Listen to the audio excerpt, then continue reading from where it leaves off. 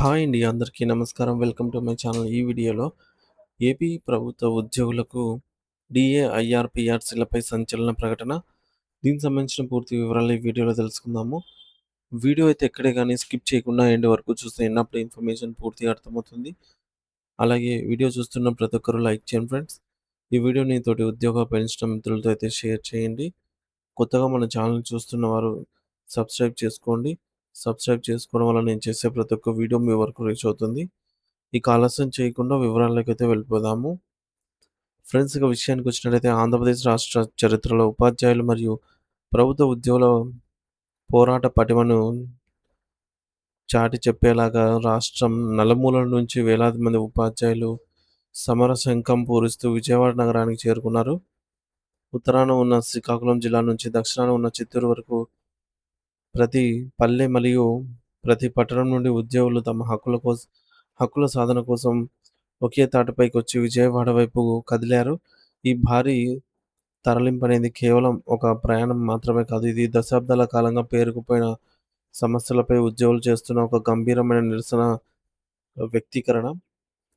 PRTU సంఘం పిలుపు మేరకు ప్రభుత్వం అనుసరిస్తున్న జాప్యం విధానాలకు వ్యతిరేకంగా తమ గళాన్ని వినిపించడానికి ప్రతి ఉపాధ్యాయుడు మరియు ఉద్యోగి స్వచ్ఛందంగా ఈ యొక్క మహాధర్నాలో భాగస్వాములయ్యారు. విజయవాడ నగరం ఇప్పుడు ఉపాధ్యాయుల నినాదాలతో హోరెత్తుతోంది. ఇది ప్రభుత్వానికి ఒక బలమైన హెచ్చరికగా అయితే మారుతోంది.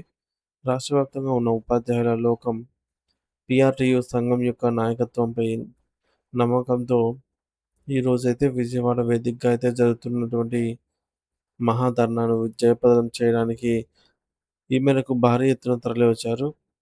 మహాధర్నా ద్వారా ఉద్దేశ్యం ఏమిటంటే కేవలం నిరసన తెలపడం మాత్రమే కాదు. ప్రభుత్వం నుంచి స్పష్టమైన హామీలను మరియు జీవోలను సాధించుకోవడం. ఈ కార్యక్రమంలో పాల్గొనడానికి జిల్లా స్థాయి నాయకుల నుండి మండల స్థాయి కార్యకర్తల వరకు ప్రతి ఒక్కరు కూడా తమ బాధ్యతగా భావించి విజయవాడకు చేరుకోవడంతో నగరం అంతా ఉద్యోగ సంఘాల జెండాలతో ఎర్ర సముద్రాన్ని ఎత్తి తలపిస్తోంది. ఉపాధ్యాయుల సమస్యలను పరిష్కరించడంలో ప్రభుత్వం చూపిస్తున్నటువంటి నిర్లక్ష్యం వల్ల వారు తమ విధులను సైతం పక్కన పెట్టి రోడ్డెక్కాల్సిన పరిస్థితి వచ్చిందని సంఘం నాయకులు ఆవేదన వ్యక్తం చేశారు. ప్రభుత్వ యంత్రాంగం కళ్ళు తెరిపించేలాగా ఈ పోరాటాన్ని ఉధృతం చేస్తామని వారు స్పష్టం చేశారు. మరి ఈ మేరకు మహాధర్నాలో ప్రధానంగా 4 అత్యంత కీలకమైన డిమాండ్‌లను ప్రభుత్వం ముందు ఉంచారు. మొదటిది, చాలా కాలంగా ట్రెజరీలో నిలిచిపోయినటువంటి ఆర్థిక బకాయిలను వెంటనే విడుదల చేయాలి. ఇందులో ఉద్యోగుల మెడికల్ బిల్లులు, జీపీఎఫ్ లోన్లు మరియు రిటైర్మెంట్ బెనిఫిట్స్ వంటివి ఉన్నాయి. తమ సొంత సొమ్ము కోసం సంవత్సరాల తరబడి వేచి చూడడం పట్ల ఉద్యోగులు తీవ్ర అసహనంతో ఉన్నారు.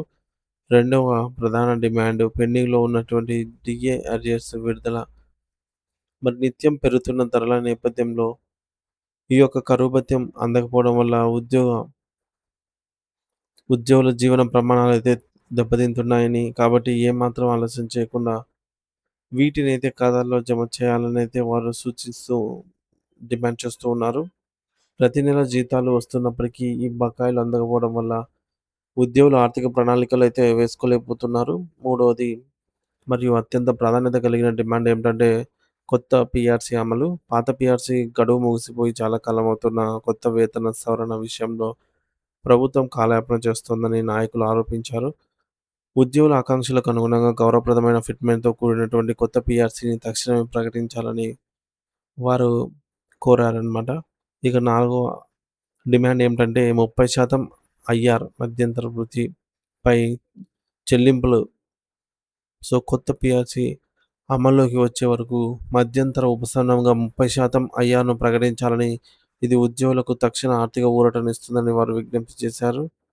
మరి ఈ 4 డిమాండ్‌లు నెరవేరే వరకు పోరాటం ఆగదని, ఆసక్తి లేదు అని కూడా ప్రతి ఒక్కరు కూడా ఈ మేరకు ప్రతిజ్ఞ పూనారు. ప్రస్తుతం విజయవాడలోని ధర్నా చౌక్ మరియు పరిసర ప్రాంతాలన్నీ కూడా ఉపాధ్యాయుల రాకతో కిక్కిరిసిపోయాయి. పోలీసులు భారీ భద్రతను ఏర్పాటు చేసినప్పటికీ ఉద్యోగుల ఉత్సాహాన్ని మరియు ఆగ్రహాన్ని ఎవరి తరము కావటం లేదు.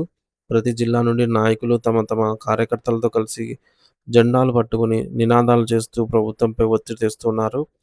కేవలం ఆర్థిక సమస్యలే కాకుండా సీఆర్‌పీఎఫ్ ఆహ్, సీపీఎస్ రద్దు సారీ ఫ్రెండ్స్. సీపీఎస్ రద్దు విధానంపై కూడా నిర్ణయాల గురించి కూడా ఈ వేదికగా అయితే చర్చలు జరుగుతూ ఉన్నాయి. ప్రభుత్వం ఇప్పటికైనా స్పందించి మంత్రుల కమిటీ లేదా ముఖ్యమంత్రి గారితో చర్చించి ఒక సానుకూల నిర్ణయం అయితే ఈరోజే ప్రకటించాలని పీఆర్టీయూ నాయకత్వం అయితే కోరుతోంది.